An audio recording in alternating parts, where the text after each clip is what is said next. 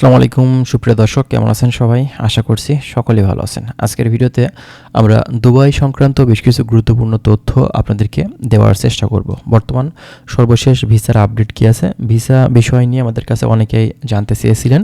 বর্তমানে এখন আসলেই কি ভিসা খোলা আছে কিনা, এই দুবাইয়ের ভিসাটা মূলত আমরা পাবো কিনা, বর্তমান সময়ে যে ভিসাগুলো বর্তমান সময়ে এখন খোলা আছে সেগুলো আসলে বন্ধ হয়ে যাবে কিনা, নতুন করে ভিসাগুলো আমাদের জন্য দিবে কিনা, সর্বশেষ পরিস্থিতি কী আছে, বর্তমান এখন যুদ্ধের কিছু সমস্যার সামনে কিন্তু আমরা পড়েছি। বিশেষ করে আমাদের প্রবাসী ভাইয়েরা, বিশেষ করে যারা দুবাইতে অবস্থান করছে, আপনারা কিন্তু জানেন যে প্রচুর পরিমাণে মিসাইল হামলা কিন্তু হচ্ছে মূলত এই দুবাইতে বিভিন্ন জায়গাতে, যে জায়গাগুলোতে আপনার আমেরিকান ঘাঁটি আছে। ঠিক আছে, তো আজকের ভিডিওতে আমরা বিস্তারিত কথা বলার চেষ্টা করব আসলে আমাদের সামনের ভবিষ্যৎ কী আছে এই দুবাইতে এখন যারা যেতে চাচ্ছি।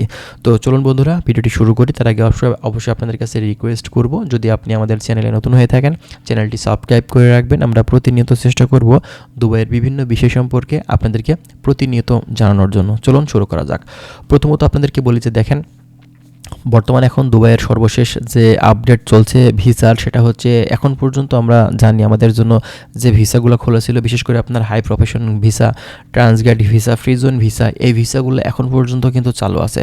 সাধারণ লেবার ক্যাটাগরি ভিসার জন্য আমরা কিন্তু অপেক্ষা করছি। কিন্তু বর্তমান সময়ে আপনার খোলা অবস্থায় বাংলাদেশ সরকার যেখানে চাচ্ছে বিভিন্ন দেশের যে শ্রম বাজারগুলো বন্ধ হয়েছিল সেগুলো খুলে দিবে, খুব শীঘ্রই ওপেন করবে, এবং অলরেডি এইসব বিষয়গুলো নিয়ে কিন্তু কথা হয়েছিল, যেখানে কিন্তু বিভিন্ন দেশ সম্পর্কে ওমান, মালয়েশিয়া, তারপরে আপনার বাহরাইন, আরও বেশ কিছু দেশের কিন্তু ভিসা বন্ধ হয়েছিল, বিধায় কিন্তু সেগুলো খোলার কথা আসলে হচ্ছিল। কিন্তু হঠাৎ করে আবারও কিন্তু আসলে এই আমাদের বাংলাদেশিদের কপালে কিন্তু চিন্তার ভাঁজ পড়ে গেছে এই যুদ্ধের কারণে।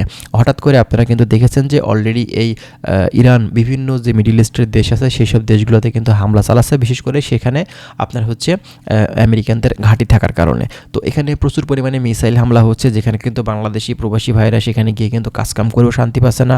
অলরেডি দুবাইতে কিন্তু আমরা যতটুকু জানি যে 2 জন নিহত হয়েছে, এবং আরও বেশ কিছু প্রবাসী ভাইয়েরা কিন্তু আহত হয়েছে, যেগুলো কিন্তু আমরা অলরেডি দেখতে পাচ্ছি, যেটা কিন্তু আমাদের জন্য কিন্তু খুবই অশনির সংকেত। ঠিক আছে, তো হঠাৎ করে যেখানে আমাদের ভিসাগুলো ওপেন করে দেওয়ার কথাবার্তা চলছে, সেই সময় এসে এমনটা আসলে ঘটবে আমরা কিন্তু কেউ কল্পনাও করতে পারিনি। তো এই সময়টাতে নতুন করে ভিসা খোলার ব্যাপারটা, এটা কিন্তু কখনোই সম্ভব না, কারণ যেখানে একটা দেশে মূলত আপনার হচ্ছে যুদ্ধের একটা বিষয় আসলে যুক্ত হয়ে গেছে, যেখানে আসলে মিসাইল হামলা হচ্ছে একের পর এক, সেখানে কিন্তু কখনোই বাংলাদেশ গভর্নমেন্ট চাইবে না নতুন করে কর্মী পাঠানোর। ঠিক আছে, তো এই বিষয়টা নিয়ে আমরা কিন্তু অবশ্যই আমরা আগে থেকেই ব্যাপারগুলো কিন্তু বুঝতে পারছিলাম। যদি আপনার এই ধরনের কোনো ঘটনা ঘটে তাহলে কিন্তু অবশ্যই ভিসার কার্যক্রমটা আবারও কিন্তু স্থগিত হয়ে যেতে পারে।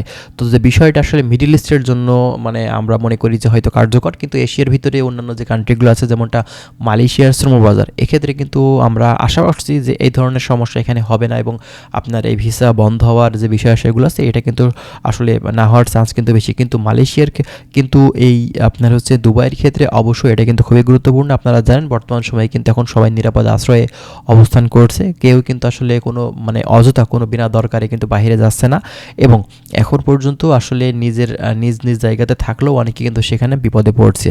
তো বুঝতে পারছেন এমন একটা সময় সামনে আমাদের আসছে, এই সময়টাতে কখনোই কিন্তু ভিসা ওপেন করার চান্স কিন্তু একেবারেই নেই। তারপরেও এখন পর্যন্ত যে ভিসাগুলো ওপেন আছে সেই ভিসাগুলোতে কিন্তু আপনার ভিসা হচ্ছে, কিন্তু আপনি ফ্লাই করবেন কীভাবে, এয়ারপোর্টের কার্যক্রম কিন্তু বন্ধ করে দিয়েছে, এখন কিন্তু ফ্লাইট আসছেও না যাচ্ছেও না। বুঝতেই পারছেন এগুলো স্বাভাবিক হতে গেলে অবশ্যই আরও সময় লাগবে, যে বিষয়গুলো কিন্তু অবশ্যই আমরা স্টেপ বাই স্টেপ আপনাদেরকে ধীরে ধীরে জানিয়ে দেব। নতুন কোনো আপডেট আসলে সেগুলো কিন্তু আপনারা জানতে পারবেন।